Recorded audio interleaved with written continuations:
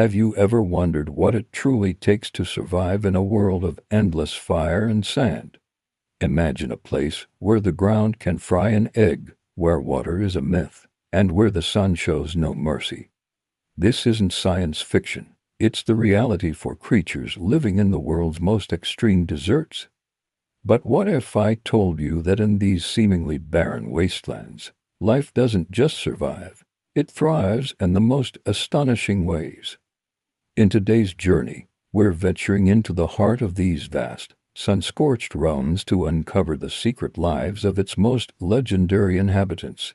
We'll follow the ships of the desert, the camels, and reveal the incredible biological machinery that allows them to conquer dehydration. We'll stalk the elusive fennec fox, a tiny hunter with supernatural hearing. We will uncover the hidden world of reptiles that dance on scorching sands and insects that literally drink fog from the air. By the end of this expedition, you'll see the desert not as an empty void, but as a kingdom of masters of survival, each with a story more incredible than the last. So, buckle up as we unveil the secrets of life among the endless dunes. The desert, a word that conjures images of desolation, a vast canvas of nothingness painted with shades of ochre and gold. For humans, it's a landscape of last resort, a place to be crossed, not inhabited. The challenges are monumental and relentless. Daytime temperatures can soar to over 120 degrees Fahrenheit, 50 degrees Celsius, hot enough to cause third-degree burns on exposed skin. The sun beats down with an unforgiving intensity, a thermonuclear furnace in the sky that relentlessly bakes the earth. There is no shade, no respite, only the shimmering heat haze rising from the dunes, creating mirages that taunt thirsty travelers with promises of water that isn't there. And water is the ultimate currency. In some of the world's driest deserts, like the Atacama, years can pass without a single drop of rain. The air is so arid it leaches moisture from every living thing, a constant, invisible drain on the very essence of life. The ground itself is a shifting, treacherous enemy.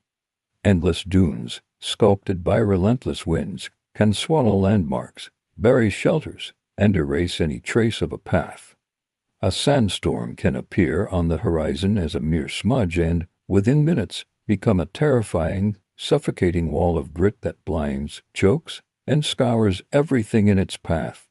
Food is as scarce as water. The sparse, thorny vegetation that dots the landscape offers little sustenance, and the animals that live here are few and far between, masters of camouflage and evasion. For any creature, the fundamental question is brutally simple. How do you find water where there is none? How do you regulate your body temperature when the air itself is an oven? How do you find food in an ocean of sand? How do you even move when the ground beneath you is constantly moving? It seems impossible. A biological checkmate. Yet, against all odds, this is not a dead world. It is a stage, and on this stage, some of the most extraordinary dramas of survival unfold every single day. The problem isn't that the desert is empty, it's that its secrets are buried, hidden just beneath the surface, waiting for the sun to set. Our first legend is the one you'd expect, the camel. But the truth of its survival is far more bizarre than the myths. People think their humps are water tanks, but they're not. They are massive fat reserves. When food is scarce, the camel metabolizes this fat, which not only provides a huge energy boost but also produces metabolic water as a byproduct, over a gallon of water for every gallon of fat burned. But that's just the beginning of their water-saving genius. A camel can lose up to 30% of its body mass in water and still function, a level of dehydration that would be instantly fatal to a human. To rehydrate, it can drink over 30 gallons of water in just 10 minutes, its specialized red blood cells changing from circular to oval shape to flow more easily in a dehydrated state and prevent bursting when rehydrating rapidly. Their nostrils are another marvel. They are lined with hygroscopic tissues that absorb moisture from their own exhaled breath, recycling water that would otherwise be lost. Even their waste is optimized. Their urine is thick and syrupy, and their dung is so dry it can be used as fuel for a fire almost immediately. They are not just living in the desert, they are a living, breathing testament to conquering its harshest rule. But survival isn't always about size. Deep in the Sahara, a tiny, nocturnal ghost flits across the dunes. This is the fennec fox, the world's smallest canid, weighing less than a house cat. Its most striking feature is its enormous ears, which can be up to 6 inches long. These are not just for show, they are sophisticated biological radiators. Blood circulates through a vast network of vessels in the thin skin of the ears, dissipating body heat into the cooler night air. A crucial adaptation for staying cool without wasting precious water by panting or sweating. These ears also grant the fennec fox a form of superpower. Its hearing is so acute it can detect the subtle movements of insects, lizards, and small rodents moving underneath the sand. It hunts by listening, tilting its head to pinpoint the location of its next meal before frantically digging to unearth the hidden prey. To avoid the daytime inferno, it digs elaborate burrows, creating a cool, humid microclimate underground where it can rest safely until the sun relinquishes its fiery grip on the landscape. The fennec fox teaches us a different desert lesson. Don't fight the heat, hide from it, and become a master of the night. Let's turn our attention to the ground itself, to the reptiles that have made the scorching sand their dance floor. The sidewinder rattlesnake moves with a strange, hypnotic grace. Instead of slithering forward, it throws its body in S-shaped loops, touching the sand in only 2 points at any given moment. This isn't just an efficient way to move on loose sand, it's a critical strategy to minimize contact with the searing surface, which can reach temperatures of 160 degrees Fahrenheit 70 C. It's the reptilian equivalent of walking on hot coals. Other lizards, like the Namib Desert's shovel-snouted lizard, perform a thermal dance, lifting their feet in alternating pairs to cool them off, shifting their weight from side to side to avoid being cooked alive. These reptiles are masters of thermoregulation.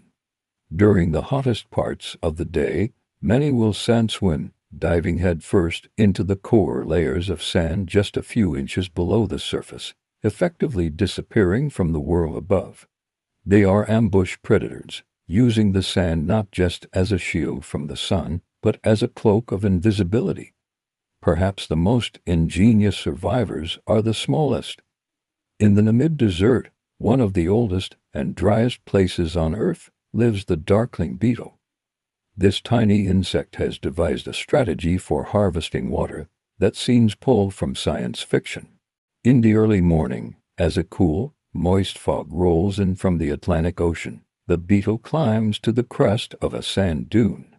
It then performs a unique ritual. It stands on its head, pointing its rear end up into the foggy wind. Its hardened wing casings are covered in a micro-textured surface of hydrophilic bumps and waxy hydrophobic troughs.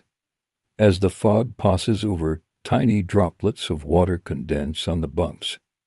The droplets grow larger and larger until, guided by gravity and the waxy channels, they roll down the beetle's back directly into its mouth. It literally drinks the air. This remarkable behavior, known as fog basking, allows the beetle to thrive in an environment where rain is almost non-existent.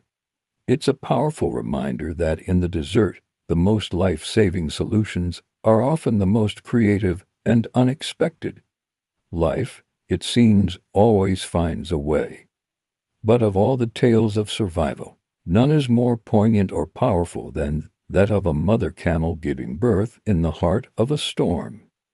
We witness this incredible moment. After a grueling 14-month gestation, a female camel separates from her herd as the sky darkens.